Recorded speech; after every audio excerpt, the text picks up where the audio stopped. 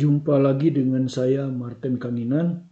Kita lanjutkan pembahasan kita untuk kelas 11 SMA Dinamika Benda Tegar Uji Kompetensi Bab 1 Part 3. Bagi yang belum menyaksikan Part 1 dan Part 2 silakan disaksikan dulu. Kita mulai dari nomor 19 ya. Buku ini adalah buku soal dengan rangkuman yang cukup terperinci dan banyak soal, jadi bagus juga dipakai referensi ya. Kemudian soal dari buku ini diambil dari buku pelajaran ini ya. Jadi dua buku ini dan buku ini itu akan membuat Anda menguasai fisika SMA dengan baik, sehingga ketika Anda ujian, ulangan atau apapun tes, Anda akan bisa mengerjakannya dengan baik. Bahkan ketika Anda masuk ke perguruan tinggi, tingkat dasar, kalau Anda memahami ini biasanya dengan mudah Anda mendapat nilai A. Oke, kita mulai dengan nomor 19. Saya tidak salin ya, soalnya ada di buku ini. Silakan Anda lihat nomor 19. Ini ada di sini. Nomor 19. Ya, jadi ini gambar ini diberikan. Ini H, ini juga H. Jadi ada dua bidang, yang ini bidang miringnya kasar, yang ini bidang miringnya licin. Kemudian ini ada bola pejal dilepaskan dari keadaan diam di puncak bidang miring, ya, dengan massa M, jari-jari R. Ini adalah yang pertama, kasus yang pertama, ini adalah kasus yang kedua. Ya, kira-kira begitu ceritanya. Bola pejal dilepas dari puncak bidang miring kasar dan puncak bidang miring licin, yang tingginya sama, tinggi vertikalnya. Nah, ketika dia tiba di dasar bidang miring, ditanyakan adalah rasio kelajuan bola di dasar bidang miring dalam percobaan 1 dan percobaan 2. Atau secara singkatnya kalau kita pakai notasi kecepatan itu V1 per V2 itu sama dengan berapa? Ya, kira-kira seperti itu. Jadi pertama kita akan berikan rumus tipsnya ya, yang diturunkan dari hukum kekekalan energi ya. Jadi syaratnya pertama bendanya harus benda pejal dulu ya. Kita anggap aja benda pejal. Itu momen inersianya sama dengan K mr kuadrat. K ini konstanta. Dilepas tanpa kecepatan awal. Jadi syaratnya harus dilepas tanpa kecepatan awal. Kalau kecepatan awalnya sama, tidak nol, tapi didorong, maka tips ini tidak berlaku. Anda harus mengerjakannya dengan hukum kekekalan energi mekanik. Ya. Kemudian dengan menggunakan kekekalan energi mekanik kita bisa menurunkan rumus tips ini. Jadi rumus tips ini diturunkan dari kekekalan energi mekanik pada benda tegar pada posisi awal di puncak dan posisi akhir di dasar. Ditemukanlah bahwa kecepatan ketika dia tiba di dasar ini itu akan sama dengan akar 2GH, H adalah tinggi vertikal, ya, per 1 plus K. Hati-hati kalau yang diketahuinya panjang bidang miring, maka hanya harus Anda ganti dalam sinus. Nah, pertanyaannya apakah K ini? K itu didapat seperti contohnya bola pejal. Momen inersianya 2 per 5 mr kuadrat, maka K-nya 2 per 5. Jadi K itu bilangan yang ada sebelum mr kuadrat. Kalau bolanya berongga, itu momen inersianya 2 per 3. Jadi K-nya sama dengan 2 per 3. Ya. Biasanya hanya bola dan silinder. Ya. Silinder pejal itu momen inersianya setengah mr kuadrat. Jadi K-nya setengah. Sementara kalau silinder itu berongga, momen inersianya adalah mr kuadrat. Jadi K-nya 1. Gitu. Nah, kemudian bagaimana kalau kelajuan meluncur? Bagaimana kalau kelajuan meluncur seperti kasus 2 ini? Nah, kalau meluncur itu atau terjadi karena bidang miringnya licin atau gesekan diabaikan, maka Anda ambil K-nya sama dengan 0. Ya. K-nya diambil sama dengan 0.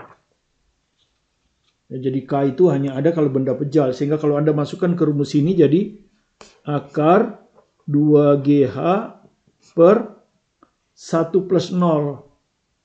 1 plus 0 itu 1, maka akan Anda dapatkan akar 2GH. Ya.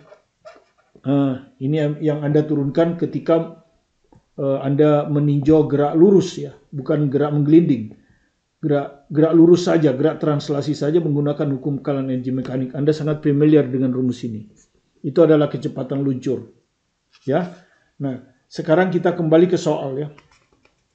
Jadi pertama kita cari dulu V1 ya. Ini ketika bidang miringnya kasar, maka tentu kita akan pakai rumus V sama dengan akar 2GH per 1 plus K. Kemudian ini bola pejal. Seperti tadi, bola pejal itu K-nya 2/5. Ya. Karena kalau bola pejal kan tadi sudah momen inersianya 2/5 mr², sehingga K-nya 2/5. Nah, kalau kita hitung 1 plus K, maka 1 plus 2/5 itu 7/5. Jadi kita hitung aja ini. Dengan demikian V1, ya V kasus 1 ini, untuk bidang miring kasar adalah akar 2GH per 7/5. Ya. Atau sama dengan akar 5/7, kalau kita balik ya, kali 2GH. Oke. Kemudian untuk kasus yang licin, tadi sudah ya, kalau licin itu akar 2GH, karena K-nya 0. Jadi untuk kasus licin, V2-nya sama dengan akar 2GH. Kemudian kita ditanya V1 per V2, ya tinggal kita bagi aja, V1 per V2 akan sama dengan, ini akar, jadi akarnya bisa disatukan ya. Ini akar 5/7 kali 2GH dibagi dengan 2GH. Otomatis hilang. Jadi akan sama dengan akar 5/7. Ini jawabannya.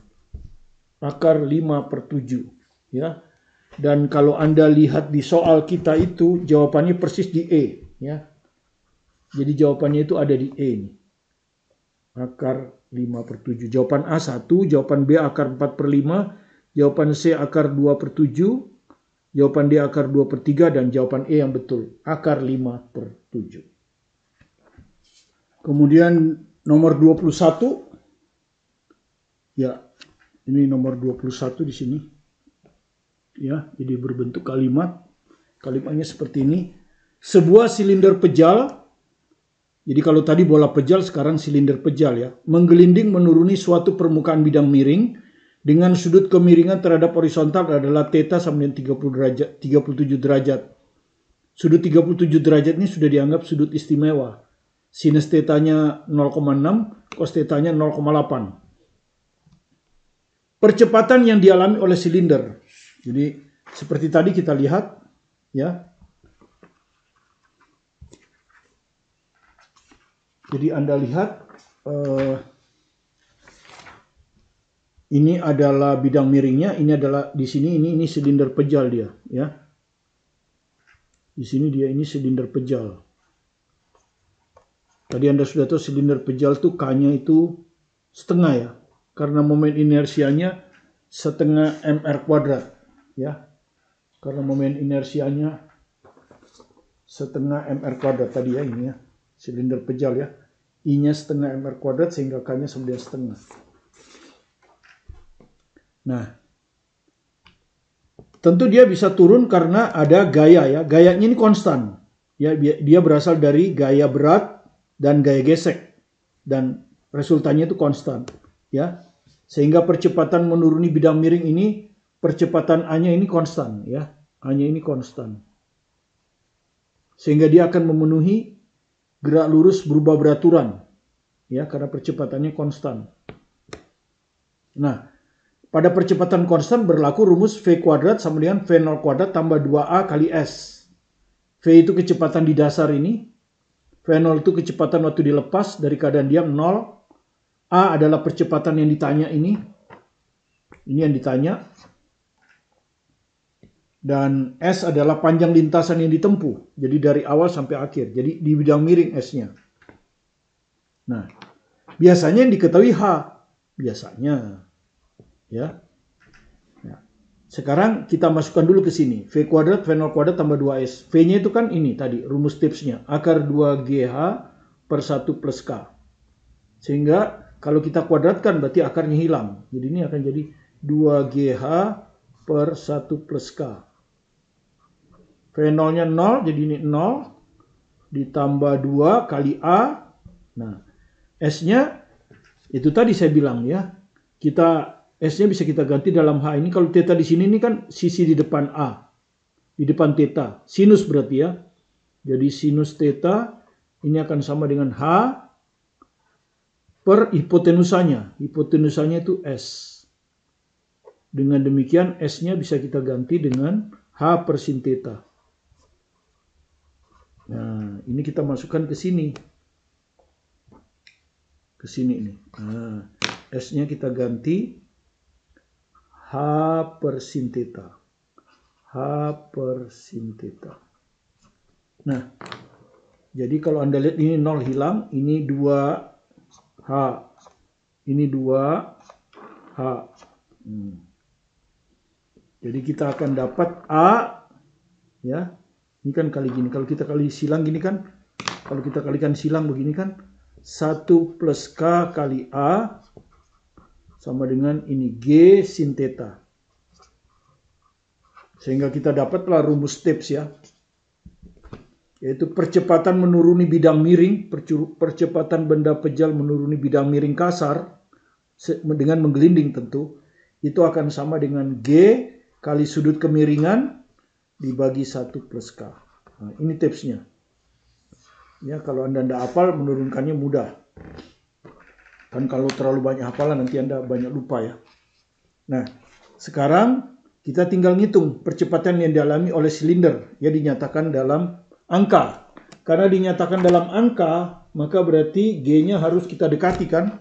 Kalau tidak ada perkataan itu dianggap 10. Di soal perguruan tinggi itu dianggap 10. Jadi G-nya 10 sin theta. Theta-nya 37 derajat. Sin 37 derajat sudah dianggap sudut istimewa yaitu 0,6. Kemudian untuk silinder pejal ya. Kan momen inersianya itu setengah mr kuadrat. Anda sudah hafal ya. Maka K-nya sama dengan setengah. Ya. K ini setengah. Oke, semua udah diketahui, tinggal dimasukkan. Jadi A-nya akan sama dengan G sin theta. G-nya 10, sin theta-nya 0,6 dibagi. Nah, kita hitung dulu 1 plus K ya, biar nggak ini hitung. 1 plus K sama dengan 1 tambah, ya. 1 tambah K-nya setengah. 1 tambah setengah itu 3 per 2. Ya, jadi ini 3 per 2. 10 kali 0,6, 6. 3 per 2 kita balik, 2 per 3. Maka hasilnya adalah 4 meter per sekon kuadrat. Ya, nanti kalau Anda lihat di soal ini, ya 4 meter per sekon kuadrat. Jawaban C ya. Jadi jawaban C. Nah, saya mau katakan bahwa soal-soal itu banyak di sini ya. Jadi kalau Anda lihat di sini banyak sekali tuh. Dipakai akar 2GH per 1 plus K. Ya. Anda hitung. Kemudian nanti juga ada percepatannya G sin theta per K plus 1. Jadi diturunkan di sini. Ya. Diturunkan, dikasih contoh soal banyak. Dan ini ya, tips-tipsnya. Nah, ini ada di penuntun belajar fisika. Ya, jadi bagus untuk Anda miliki.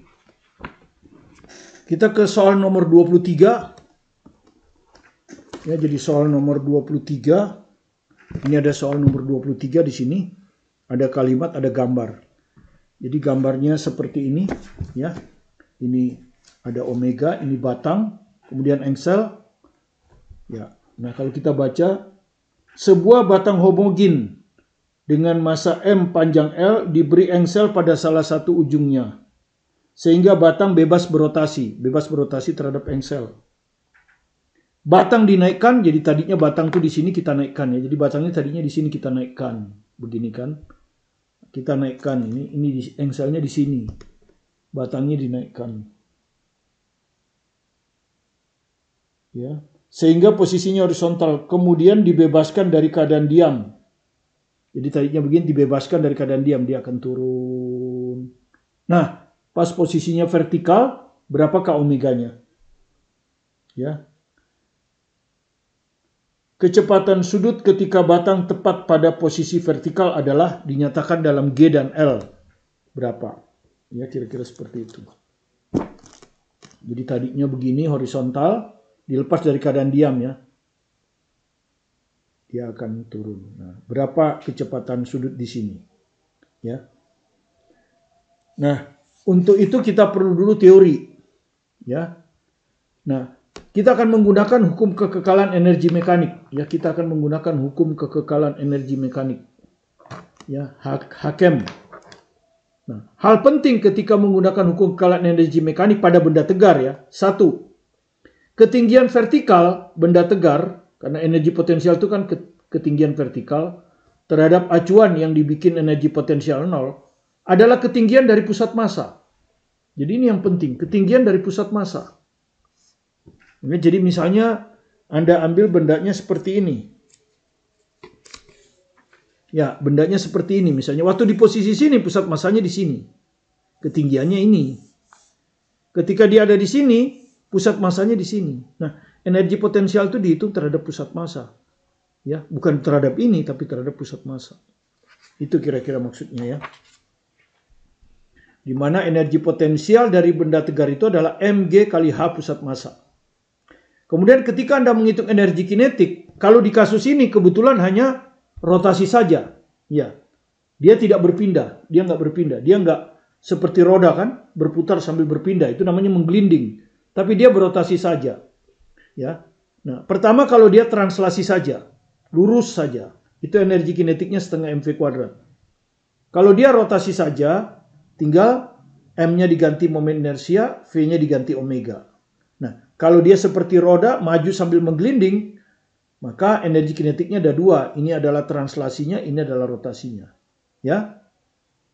Nah, asalkan tempat menggelinding diam terhadap tanah, maka V ini ada hubungannya dengan omega. V ini yang kita sebut V pusat massa, itu akan sama dengan R kali omega. Ya. Asal tempat menggelindingnya diam terhadap tanah.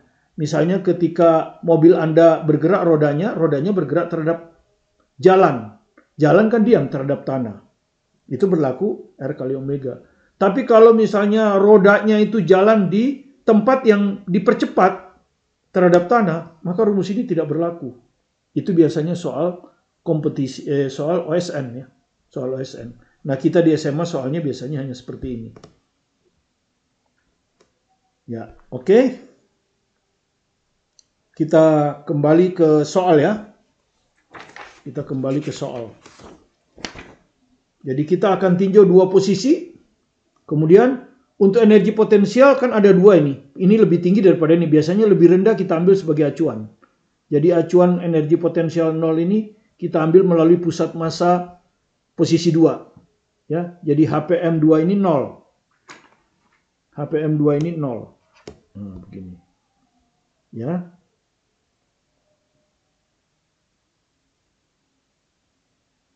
HPM2, nah 0. Nanti kalau Anda cari bagaimana dengan PM1, ini, yang ini. Ini HPM1. H dari pusat massa 1 terhadap acuan. Nah kalau Anda lihat ini sama dengan ini. Ya, setengah L. Di tengah-tengah kan. Setengah L. Gitu. Ya, jadi nanti Anda di posisi 1 ngitung nanti. Energi potensial 1 adalah MGH pusat massa 1. M-nya tetap M, G-nya tetap G. H pusat massa satunya ini setengah L. Maka Anda akan dapatkan setengah MGL. Nah, seperti ini. Oke, energi potensial 1 sudah. Energi kinetik 1, dia kan rotasi saja ya, di sini, rotasi saja. Setengah I omega 1 kuadrat. Tapi ketika dia di sini kan bendanya masih diam, omega 1-nya 0, sehingga ini 0. Ya, rotasi saja. Nah, sekarang sebelum kita menghitung di posisi 2, energi potensialnya dulu. Di posisi 2, ini, pusat massanya diambil sebagai acuan. Berarti ini akan 0. Energi potensial 2. Nah, energi kinetik 2 di sini nih. Setengah omega I omega 2 kuadrat. Nah, momen inersianya harus tahu.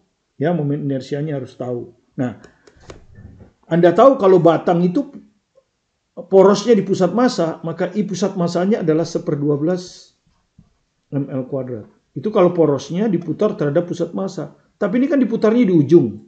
Nah, saya anjurkan Anda untuk menghafalnya. Ya, karena ini sering muncul. Kalau di ujung dia lebih besar. 1/3 ml kuadrat. Nah, saya anjurkan Anda hafal. Kalau ini memang harus hafal kan? Kalau ini harus hafal. Ya. Nah, kalau Anda tidak hafal ini, maka Anda gunakan rumus metode sejajar. Momen inersia sembarang itu adalah momen inersia terhadap pusat massa yang Anda hafalkan ditambah md kuadrat. Jadi kalau Anda mau hitung misalnya ini jadi I sembarang ya, sembarangnya Anda ambil di ujung sini kan ya, di ujung. I pusat massa Anda hafal 1/12 ml kuadrat. Ditambah M. Nah, D ini adalah jarak pusat massa ke poros. Nah ini, ya ini setengah L kan? Ini tuh setengah L. Ini di D setengah L kuadrat. Nah ini kalau Anda hitung hasilnya adalah 1/3 ml kuadrat. Oke? Jadi momen inersia kita di ujungnya.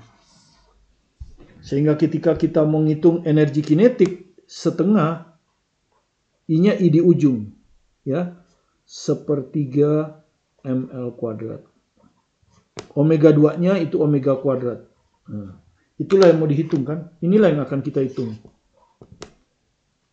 Maka kita gunakan hukum kekekalan energi mekanik. Energi potensial di posisi 2 ditambah energi kinetik di posisi 2 sama dengan energi potensial di titik 1, posisi 1 ditambah energi kinetik di posisi 1. Ini masing-masing sudah kita hitung. Energi potensial 2, 0. Energi kinetik 2 ini. Ya. Setengah kali 1/3 ml kuadrat omega kuadrat. Ya toh? Energi potensial 1, setengah mgl. Setengah mgl. Energi kinetik 1, 0. Nah, seperti ini. Sehingga setengahnya ini bisa hilang. Masanya bisa hilang. L-nya hilang 1. Ya.